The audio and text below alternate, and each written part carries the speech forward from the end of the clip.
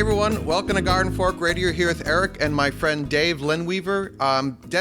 Dave and I met basically through Garden Fork. Dave, I think you started following me and then I followed you on Instagram and became really intrigued. Is that how it happened? Yeah, I've been following Garden Fork for years. I think I listened to like podcast one. So then I think Instagram is probably where we started connecting a little bit more. I was just very intrigued by what you were doing on Instagram, and I think that's it's a little more instantaneous than YouTube. You know, YouTube, I think, takes a time commitment. Instagram, you're like, oh, that's kind of interesting what that guy's doing, you know? Yep. Mm-hmm. So what's your background? I know a little bit about you, but maybe you want to tell everyone that's in their car driving to work. Yeah. I started out, my wife and I had an advertising agency and graphic design firm for 20 years, and we ended up doing a lot of food accounts. We managed the Stilton cheese out of England, their account here in the United States. Parmigiano Reggiano from Italy, we did that. The Culinary Institute, we redesigned their whole corporate ID program many years ago. And the agency business was just getting kind of wacky. Yes. And I liked food, and it was I had some connections down at the Culinary Institute, so I applied and ended up going to the CIA for 2 years. Which is the Culinary Institute of America. Right, the one in Hyde Park. Yep. Which is just above New York City here. Mm-hmm. Yeah, about 90 miles or so, 90 minutes, 90 miles. So you segued from communication design into food, and now you're the manager of a pretty high-end restaurant, right? Yeah, the restaurant's called Wildflowers. It's in the lodge at the Turning Stone Casino. I don't. Can I say that? Yeah. Yeah. Okay.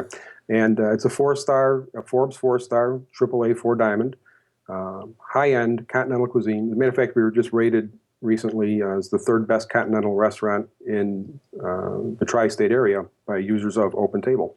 So that's pretty cool. But I started cooking. And then realized that's a young man's job. I started cooking when I was like 50 years old, and it's a tough life, the life behind the line. Yeah, the line heats up. I've never worked in a restaurant, but I've been on video and photo shoots in restaurants, and man, the kitchen is hot. Yeah, yeah, it's killer.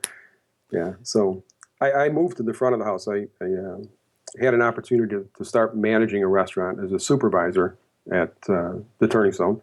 And tried that and was like, hey, the money was a little bit better, and I wasn't like roasting every night. Less burned fingers. Yeah, less burned fingers. So then how did you start farming?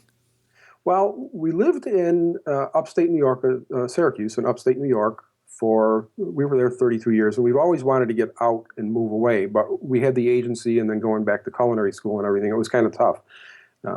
And when I graduated from culinary school, when we finally settled down, we found the house that we're in now, which is about 25 miles south of Syracuse, and we bought it. It was just a great deal, and we financially it worked. It looks beautiful, by the way, just from the photos. Oh, it is. It's heaven. You know, they're taking me out in a body bag. That's. But when we left the city, we said, you know, clean slate. That's it. So we just named it Clean Slate Farm, and it really builds on our love of the animals and gardening. And, you know, we've got a horse, Tess the Uber horse, and we were able to bring her back, and she has her own paddock here and barn here. So that worked out. So now we're into like bees and chickens, and we got 2 cats, 2 dogs. We got more animals. It's like the zoo around here. Neat. So I'm curious about this because I've never raised chickens. Did you have any kind of farming experience? Did your parents or grandparents or anything do any farming, or you just kind of went into it cold? Or my experience with chickens is I used to cook them, but as far as farming them, no. We've got, you know, some of our neighbors around here have them. Excuse me. Our neighbors around here have chickens, and you know, it's like bees. I just read a lot about chickens, and I was like, yeah, they sound cool. It'd be fun to have real eggs. And I've cooked with fresh eggs, both professionally and at home, and it's like the taste and the look is just amazingly different. So it was like, yeah, we can do that. We've got the space, and you know, let's invest a couple of bucks, which turns into a couple of $100 when you start building the coops and everything. But other than that, no experience with chickens. It was just like, hey, life's interesting. Let's try that. What was the biggest aha where you didn't expect it, and then you're like, oh wow, I didn't realize this about chickens, that you could share with for people?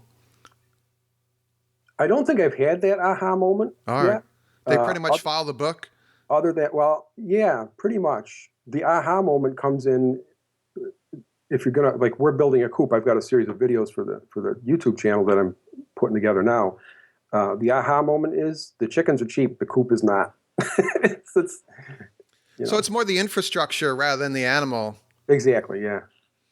I've seen these things called chicken tractors where you can kind of move the coop around a field or something. Yep. Now, is yours a stationary coop?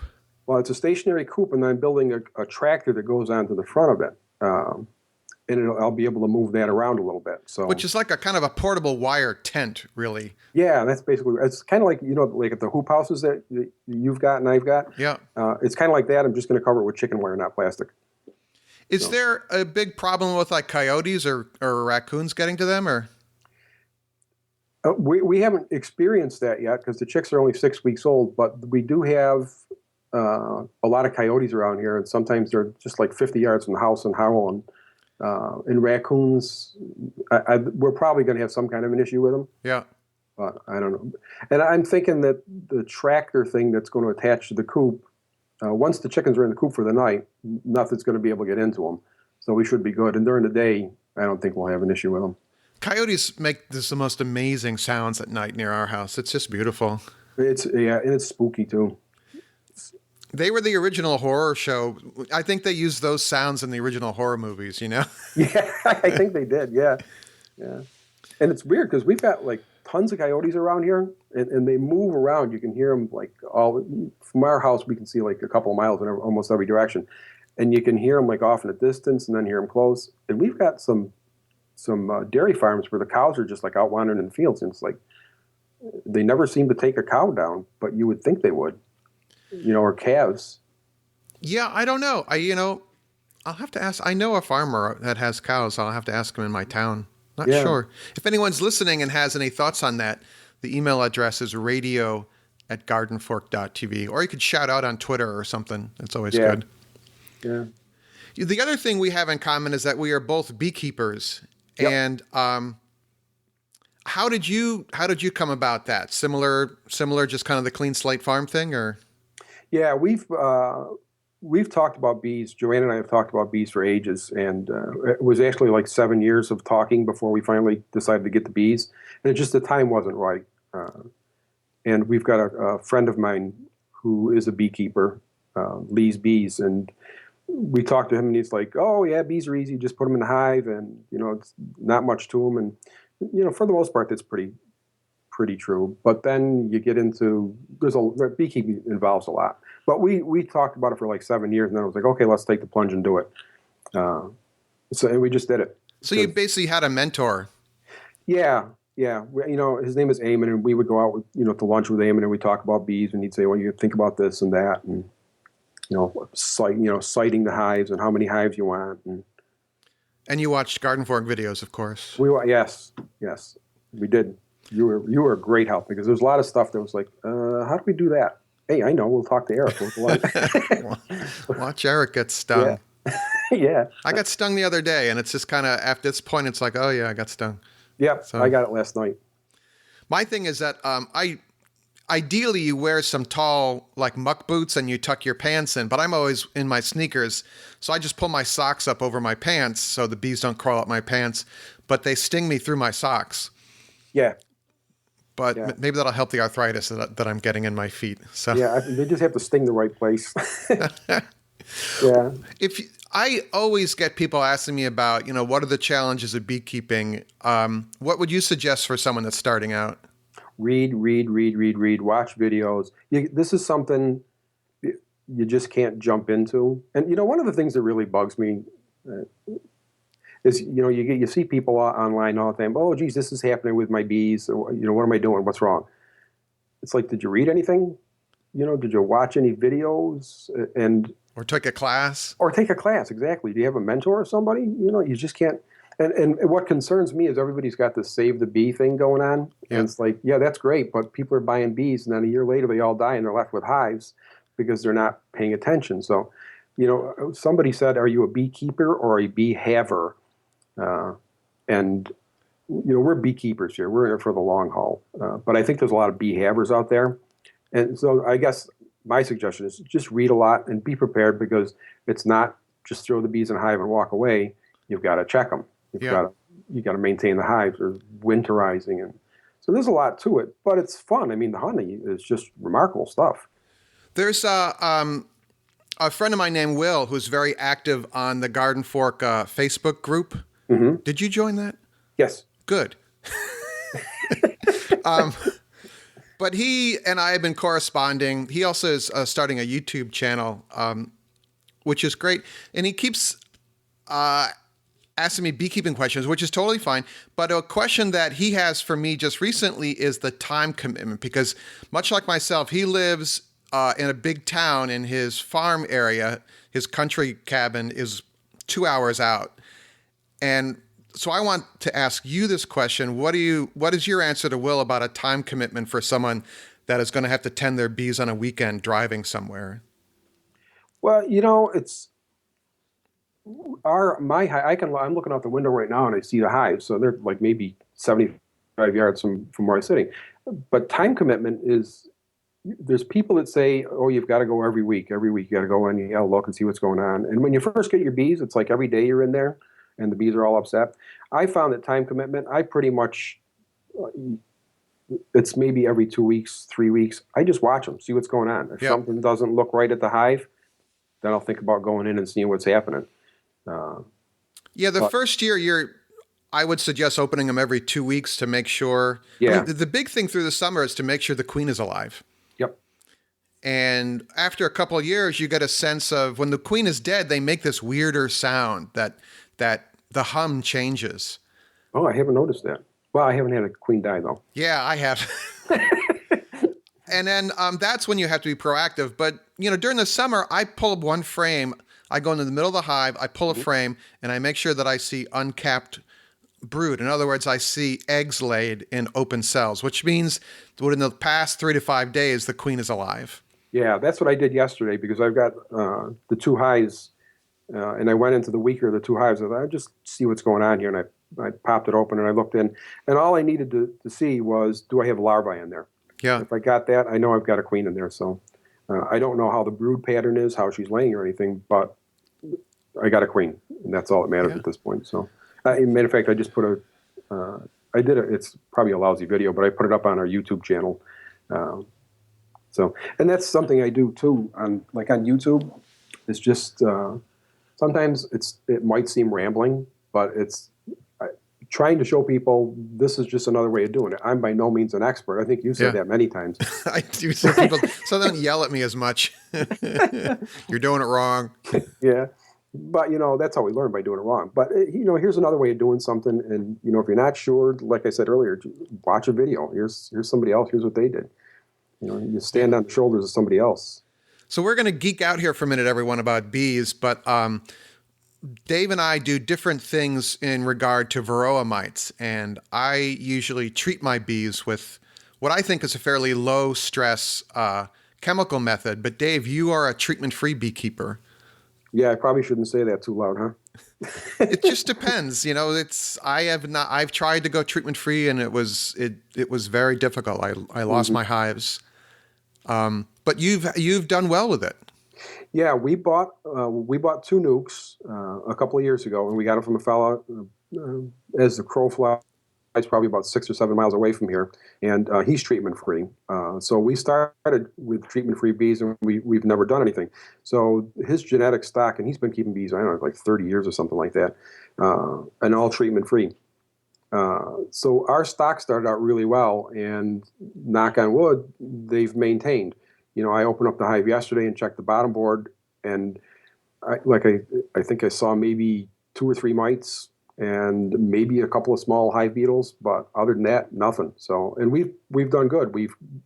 We had 4 hives last year, but 2 of them starved during the cold winter. Yeah. So we ended up with 2, and this past winter we had 2. I'm sorry, last year, that really cold winter, we had 4 hives and we lost 2. Mm-hmm. And treatment freeze worked for us.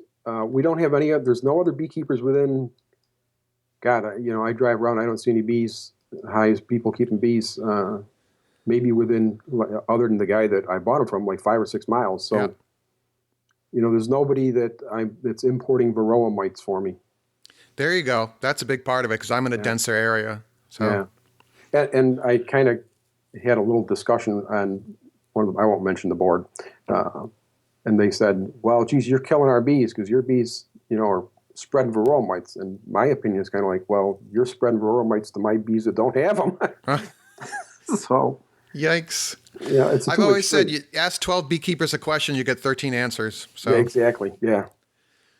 So what's it like? You've got a full-time job in a restaurant, which is an insane kind of job to have, I know. And then you also have a farm. So do you have any tricks for balancing all that, or are you just exhausted all the time? I'm just exhausted all the time. Okay. All right. My job commitment is I manage the restaurant. So that's generally, it should be, with the proper staffing and everything, I should be doing about 50, 55 hours a week, but I end up doing like 60, 65. And I live an hour away. So that's kind of hard. But I'm able to balance my schedule that if I close the restaurant, I don't go in until like 2 o'clock. So I can do work around the farm in the morning for a few hours. And then I get 2 days off a week. I make sure that I take my 2 days a week. And then it's just mad scramble for 2 days. So, what other kind of projects are coming up? Well, we've got the chickens. So the chicken coop, you're going to see some chicken coop videos on that. And then I did the mushroom. You ever do the mushroom thing? No, but I wanted to ask you about that. I saw that. Yeah, that's really cool. It's, they're like furniture dowels for pegging furniture together. Right.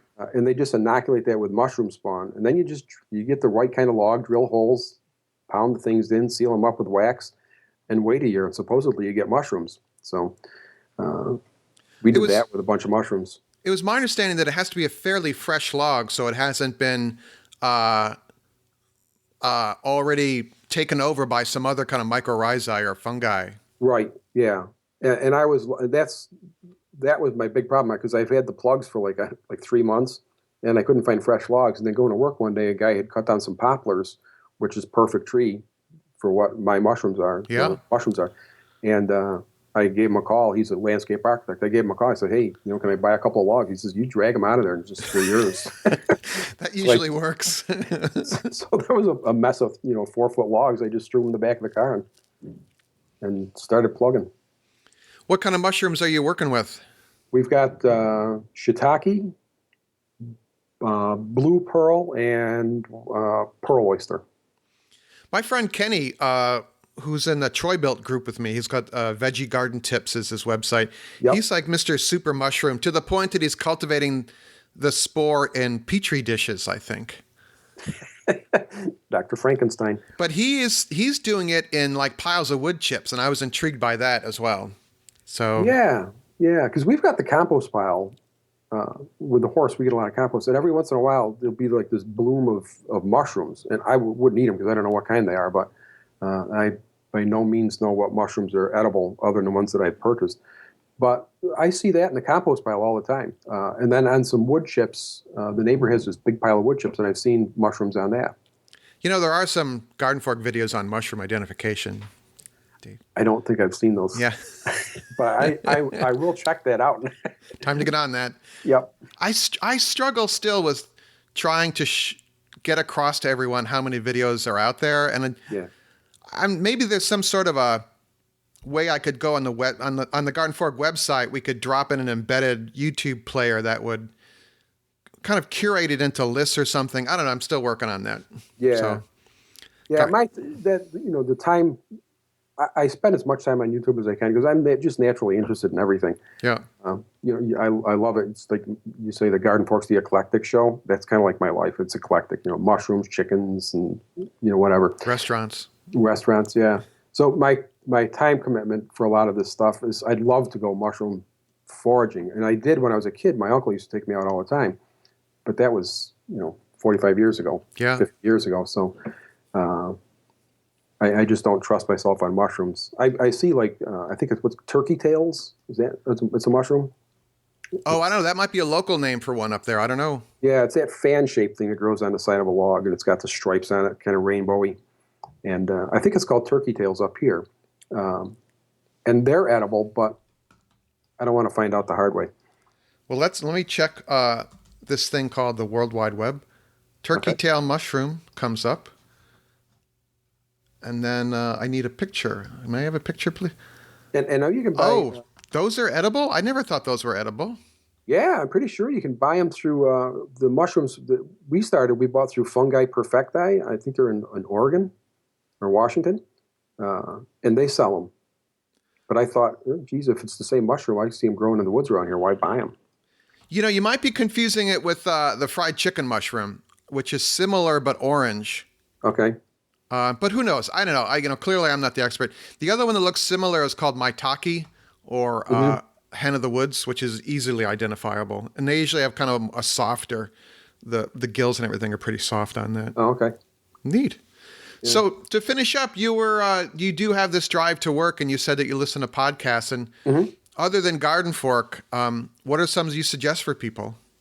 Well, there's Garden Fork. One of my favorite is, you ever hear of Snap Judgment? You ever listen to Snap Judgment? Yes. Yeah, Snap Judgment's just a phenomenal show, and the Moth Radio Hour is a good one. And then Science Friday is like one of my favorites because I'm kind of like a science geek. Yeah. There's a couple in Western New York. It's Chicken Thistle Farm. Oh, I've heard of them. They are hysterical. They're just having the time of their life. It's just great. That's a good podcast. They've kind of backed off. They raised pigs for a while, and now they backed off last year because they both have jobs, and it was getting a little bit much to raise the pigs and do the Coop cast, I think they call it. Kiwi Mana, beekeeping out of Australia. Oh, they listen to Garden Fork. I know them. Gary Stewart, I think Gary something. I can't remember Gary's last name. Sorry, Gary. And then Garden Fork. Garden Fork's right up there on the top 10 list. That's one of my favorites. So it's always just good show. The top 10, not like the top podcast you ever listened to. Didn't I say that? It was on the top of the 10 list. We'll edit that. Yeah. All right. Well, cool. I just wanted to have more Garden Fork people on, and you were on the top of the list there because on Instagram. It's Clean Slate Farm on Instagram. Yes, Clean Slate Farm on Instagram. And on YouTube as well? YouTube, I couldn't get Clean Slate Farm, so it's 1215 Clean Slate. All right. But if they type in Clean Slate Farm into the search thing, they'll find it. Yeah. And on Twitter as well, Clean Slate Farm. I think that's the Twitter one, yeah. Cool. Well, thanks, man. Thanks for taking the time in your busy day. Now, what are you going to do now? I'm going to go out and work on the chicken coop a little bit more, and then, 10 o'clock? Yeah, I still have time. I can get some work done on the chicken coop and get ready for work. Yay. And some shirts and get going. Thank you, sir. Hey, Eric, thanks for million. It's really great. It's like I said, it's an honor. Thanks for having me on. Garden Fork's theme music is used under license from uniquetracks.com.